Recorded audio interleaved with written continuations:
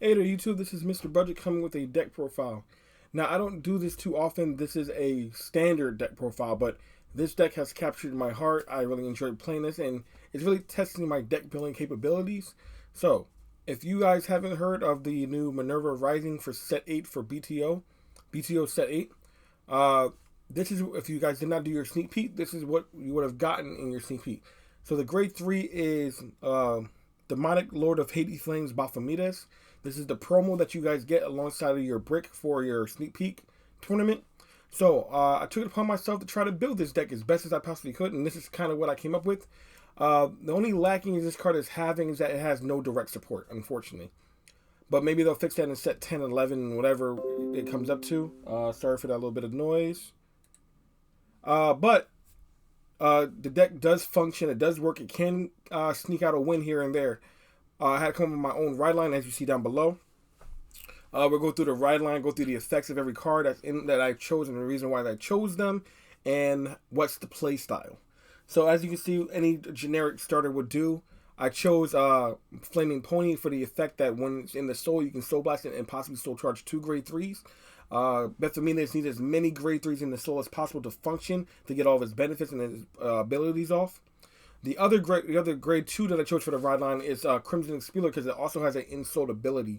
You can counterblast one soul, put this card to the drop zone, soul charge one, so that also gives you a chance to soul charge a grade 3, and then it gives your Vanguard plus 10k for the duration of that turn. So it does give you a little bit of bump, a little bit more attack power right out the gate, and the possibility to get those good grade 3s into the soul. So that's the ride line. So the main attraction is Bphormedes. His effects are when he attacks, he can choose 2 grade 3 rear guards, suck them into the soul, gain plus, and then you draw a card off of this, so you're plussing.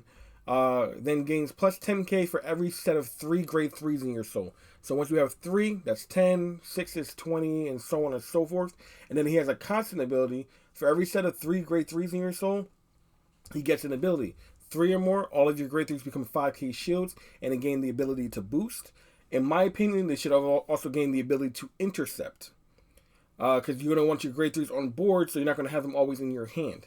Then if you have 6 or more grade 3s, the Vanguard gets the ability, when this unit attacks, your opponent must guard with 3 or more cards for the duration of the attack. So he has that triple Battledore effect on him. I believe he should also got if you have 9 or more grade 3s in soul, he gets plus 1 crit or plus 1 drive, just to make his attack a little bit more threatening. A big number twin drive note with a little bit of a guard trick isn't that really scary for your opponent, especially in a dark stakes deck where you're going to be probably soul charging a lot of your triggers. So he needs that little bit of more support just to get him in the echelons of a higher tier deck. But for what we have right now, he's pretty awesome. So that's the ride line. So for the grade 3s, we're going to go 3 and below. We're also playing 3 extra copies of him, so you need to Persona ride. Now we're playing the other star of this deck. This is Heat Haze Acrobat Miroslava. So Miroslava is our ace in the hole. Her ability is one place from the hand, unfortunately. Counterblast one, choose any card in your soul with grade equal to or less than your Vanguard and call it out to rear guard. If the card that you call is a copy of your Vanguard, you may add that card to your hand instead. So this is a good way to fill your board, not needing to add so much from your hand, but you add from your soul. So in the cases of Pale Moon-esque type of way, your soul is your other hand. Next, we play another grade 3 that comes from the hand. We're playing 4 copies of Record Break Dragon. So Record Break skill says, from the hand, counterblast 1. Look at the top 5 cards of your deck. Move one of those cards into your soul if you do not have a copy of that card already in your soul. So you must do a lot of soul checking to make sure that you don't kind of miss up on this. But this is another good way to filter your deck and get your grade 3s in your soul faster. Or other cards so you have more triggers in your deck for when Baphomedes attacks, you're hitting more triggers instead of normal units. Our next grade 3 player is a oldie but a goodie. This is 4 copies of Time Fissuring Fist Colossus. Now, unfortunately, the plus 10k power is only if you're in Final Rush, so we're not really worried about that. But we are worried about that plus 1 soul charge. The deck just needs as much soul as possible. As many chances as possible to get those grade 3s into soul. So even just a soul 1 is a benefit. It's a grade 3. Generic His first ability is generic as possible, and it just pairs well with the deck. This is the best that we have as of right now. And our final grade 3 is Time Jetter Dragon. So Time Jetter Dragon is we play it at 3. I could bump this up to 4, but it's working for me at 3. The reason why this card is in the deck is our draw engine. It allows us to put grade 3s or other cards that we need that we don't want in our hand to our soul to possibly draw a better card or more defensive cards or whatever you have you. It just allows you to filter out one card in the hand for one card off the top of the deck. So that's what it's there for. These 2 cards I would like to have switched out for better generic support in the future. I just don't know what that's going to be yet. But these 2 have been holding this deck down, doing very well. There have excuse me. There have been other grade 3s. We'll be doing a short, or I'll post on my Instagram or my Discord pictures of other option grade 3s you could use for this deck. I'll have those listed down below in the description. Links in the description down below. That you could also be using for this deck to kind of bump the chances of you hitting your grade 3s into your soul as fast as possible. So the only unfortunate part about this deck is that it is a 3-attack deck.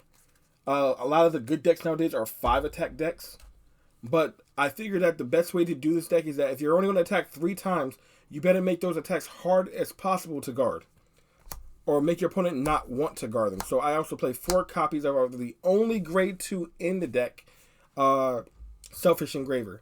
So she's here for that on-hit ability, so the opponent doesn't want that ability to go off. And then once you reach 10 or more cards in the soul, she goes to soul and you'll be able to countercharge. You got to pay all those counterblasts back, or you're going to have a hard time and taking damage when you don't want to take damage. So it's not that hard to get up to 10 cards in soul. This deck only wants to get up to 10 cards. Any more grade 3s, great, but really, you really don't want to go any higher than 10 because you just want to be able to get her ability online, and that is it. So she's only here to be a little bit of pressure and our counter charger for the deck. Next, we're going to go into our grade 1s. We only play two grade 1s. Of course, we're playing 4 copies of the Perfect Guard, and we're also playing 4 copies of Dareful Doll Simone. So like I said before, if your deck is only going to attack 3 times, you better make sure those attacks are hard or annoying to guard. So Simone says if there are 5 or more cards in your soul, when she boosts, you may counterblast and soul blast 1, and your opponent must guard this attack with 2 or more cards. Now there is a grade 3 that has the exact same ability, but for that grade 3 to initiate, you have to have 10 or more cards in your soul.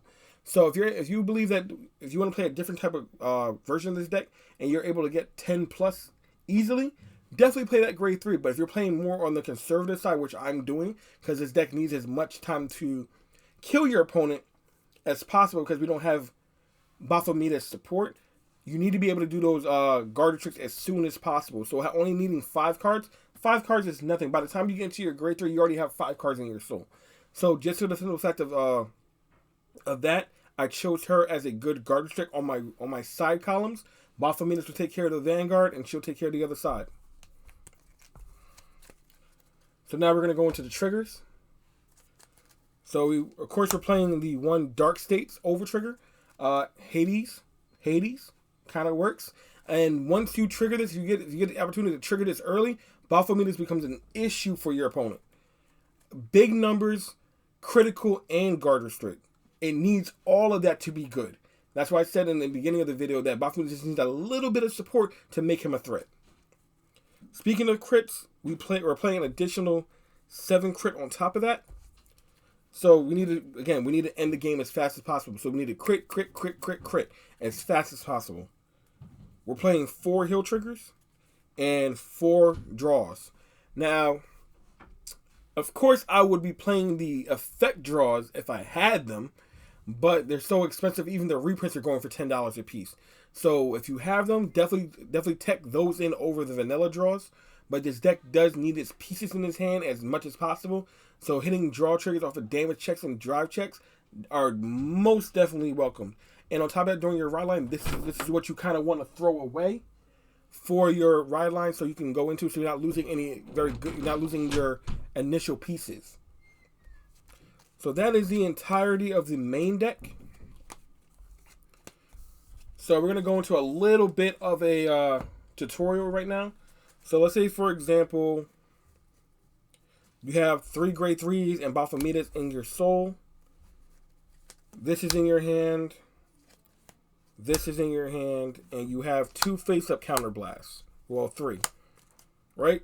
So during your turn, you want to get at least 3 damage so you can work off of this. So this is what you can just do off of just a little bit of work. A little bit of work. So what you want to do is just buy your time during your ride-ups, and then when you get to 3 or more damage, that's when you can start pushing for pressure. Just these 3 cards alone will do most of the work for you. Like I said, the ride line will also help you get your grade 3s into the soul and work off of that. So we'll go first. Acrobat, activating skill, counterblast 1, choosing a grade 3 in the soul, call it to rearguard circle. And then we'll also choose Record Break Dragon, activating skill from the hand, counterblast 1. Look at the top 5 cards of the deck. 1, 2, 3, 4, and 5. We don't have a grade 3, but we'll put this into the soul, because that's not already in the soul. Move the rest of the cards back. Shuffle. And then our last card, saving our last counterblast, is for Simon. So, since there are 3 grade 3s in the soul, since there aren't 3 grade 3s in the soul yet, unfortunately we didn't get there, but we will attack for 13, does nothing, guard it, don't guard it, whatever. Effective Bphormedes, moving these into the soul. You get to draw an additional card, attack, twin drive, draw trigger, draw a card, second check, no trigger, right? And then now you have definitely 5 or more cards in the soul for Simon skill. When boosting, counterblast 1, soul blast 1. And now you have a twin guard restrict here. So once you get up to 6 cards in the soul, you have a triple guard restrict and a twin guard restrict. That's basically your bread and butter, and you want to keep doing that over and over and over again until your opponent can't guard anymore. So I hope you liked the deck profile that I brought to you. This is a very interesting concept. Think of it as Bastion in Dark States, just without all the great grade 3s that are now already tied into either Final Rush or Bphormedes or Greedon support. But I'm hoping in the future we get a lot more generic grade 3s to make this deck fantastic. And I'm hoping we get at least some direct support for Bphormedes. So this is a great Vanguard. Look forward to our fight video. We did that earlier this week. We'll have it posted up very, very soon. I'll have a link to that video at the end of this. So look forward to that. As if you have any questions of how you would build this deck or how you would consider building this deck or whatever, please leave that down in the comments down below. Let us know if there's any other decks that you want to try to build or have us build on the channel. We're always welcome to any recommendations, any questions, anything at all. The more you access, the more we can give you, and the bigger our community can grow. But until then, this has been Mr. Budget saying we will see you guys in the next one.